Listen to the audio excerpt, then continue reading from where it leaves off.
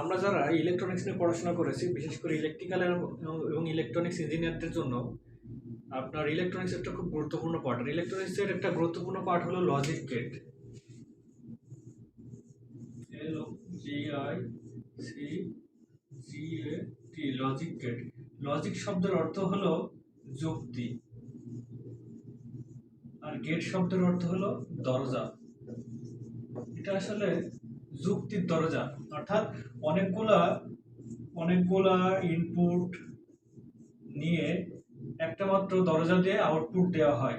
এটা সম্ভবত শুধুমাত্র এটা বিশেষ ধরনের বীজগাণিতিক সূত্র বা বীজগাণিতিক অঙ্ক করার ক্ষেত্রে কম্পিউটার এটা ব্যবহার করে। কম্পিউটারের ভাষা হলো আপনাদের বাইনারি সংখ্যা। এই বাইনারি সংখ্যাকে এখানে 1 0 বা এখানে বিভিন্ন ধরনের সাম ইকুয়েশন এগুলা করে আর কি। তো লজিক গেট হলো এরকম একটা গেট যে বিভিন্ন ধরনের অনেকগুলো ইনপুট থাকে, এই ইনপুটগুলোকে নিয়ে প্রসেসিং করে একটা মাত্র আউটপুট দিয়ে তাকে বোঝানো হয়।